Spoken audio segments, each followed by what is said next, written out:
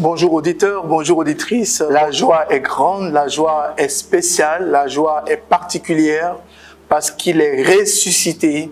Il est vraiment ressuscité. Il est avec nous, Dieu est avec nous. La mort n'a pas pu le tenir en captivité. La mort n'a pas pu le retenir. Et voici le sens de notre joie. Voici le sens de notre appel. Voici le sens de notre émission.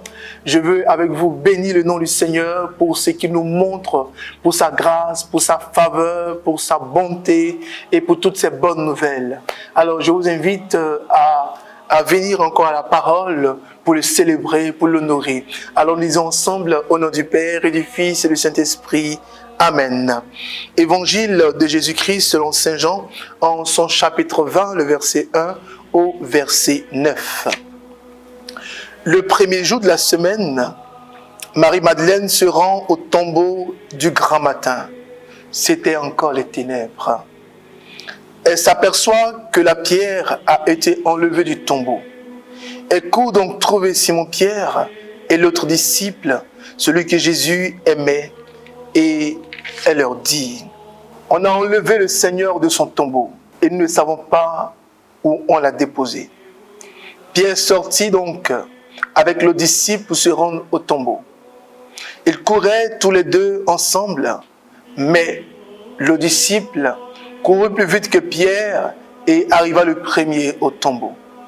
En se penchant, il s'aperçoit que les linges sont déposés à plat. Cependant, il n'entre pas. Simon-Pierre, qui le suivait, arrive à son tour. Il entre dans le tombeau. Il aperçoit les linges posés à plat, ainsi que le suaire qui avait entouré la tête de Jésus. Non pas posé avec les linges, mais roulé à part à sa place. C'est alors qu'entra l'autre disciple, lui qui était arrivé le premier au tombeau. Il vit et il crut. Jusque-là, en effet, les disciples n'avaient pas compris que selon l'Écriture, il fallait que le Christ ressuscite d'entre les morts. Parole du Seigneur notre Dieu.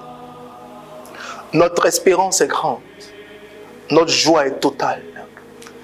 Notre force est réelle. Nos cœurs sont renouvelés. Nous sommes en admiration devant ce grand Dieu, ce puissant Dieu, ce merveilleux Dieu. Nous commençons et nous contemplons comment il est grand, comment il est beau, comment il est fort. Jésus, fils de Marie, vrai Dieu et vrai homme.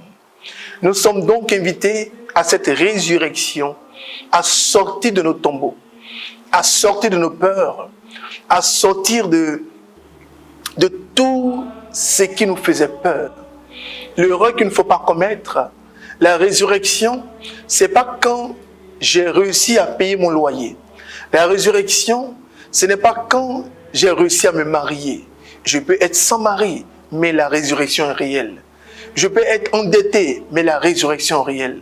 La résurrection est d'abord fondamentale. Elle est d'abord spirituelle avant que cette miséricorde du Seigneur se manifeste selon sa volonté et selon sa bonté dans chaque aspect de notre vie.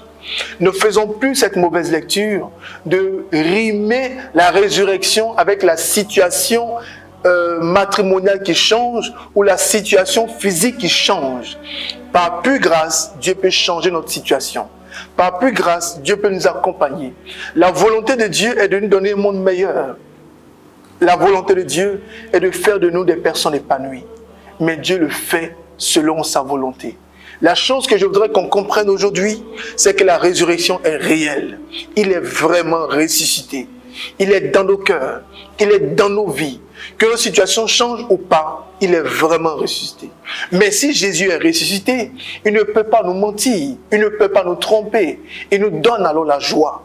Il sait ce dont nous avons besoin. Il dit, demandez et vous recevrez. Et c'est dans cette dynamique de foi, c'est dans cette espérance que nous déclarons que ce que nous avons demandé est déjà fait. C'est pourquoi il dit, demandez et vous recevrez.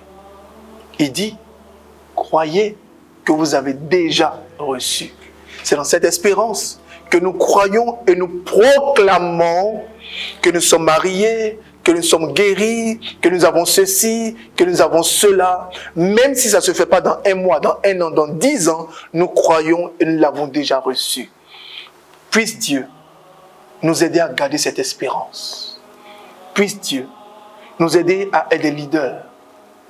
Puisse Dieu nous aider à être des personnes qui vont jusqu'au bout. Marie est allée jusqu'au bout. Jésus est allé jusqu'au bout. Soyons des chrétiens qui vont jusqu'au bout.